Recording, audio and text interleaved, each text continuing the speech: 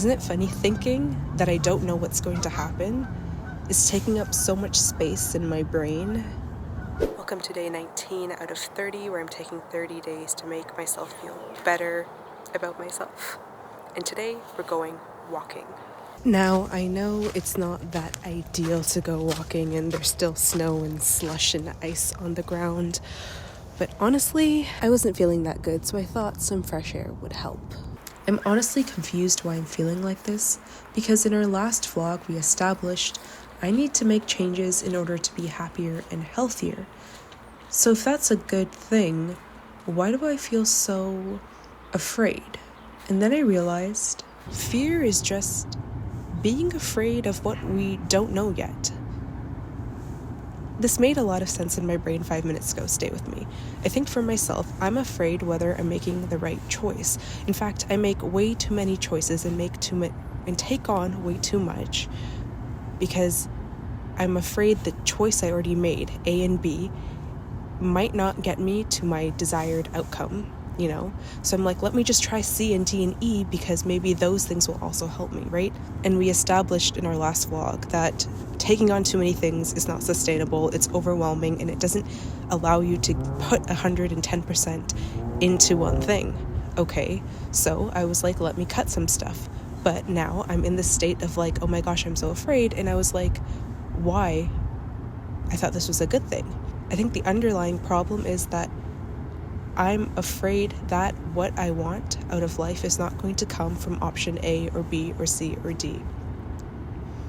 But that's not something we can really control, is it? So really, we're all just betting on ourselves. Every single choice we take is just a hope, an estimation, a bet that we'll get what we want or we desire. So this means regardless of whatever choice I'm going to make in life, I'm going to never know what the outcome is.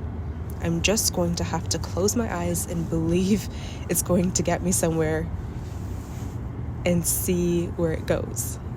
Isn't it funny thinking that I don't know what's going to happen is taking up so much space in my brain, and I'm putting so much pressure on myself to make the right choice, although here we just established we can never make the right choice because we don't really know what the right choice is. And I mean, I'm generally saying choice, but of course there is a difference between right and wrong, right? Like, don't harm others, don't kill people. But we're talking about life choices. Like, should I do this in life? What should I do with my life? What hobby should I pick up? What should I study? What should I learn? What job should I do? What should my career be like? These are the things, these are the choices that we overthink a lot about, right? And I don't know, I guess what's a good way to navigate this situation? I guess it would be what I authentically feel is right, even if it doesn't make sense. Because sometimes I want to do things, and in my heart I'm like, I want to do this thing, but then my brain is like, logically, does that make sense? Remember what you read online, remember what you read in a book, remember what your family and friends told you. Because of all these reasons, you cannot do this thing. So then my brain tells my heart to shut up, and it's like, don't do that thing. But maybe that's the thing I should do then, right? If I authentically, like in my core, have this desire and want to do one thing, I should just do that thing, right? Because then the other part of me, see, it's like I go back and forth, and then the other part of me is like, to decide, well, I should sit there and, write out pros and cons and see if the decision makes sense. And maybe it's a mix of both, but ultimately you're always going to end up with at least 2 or 3, let's just say you end up with 2 pretty good options that can get you to where you want to go, right?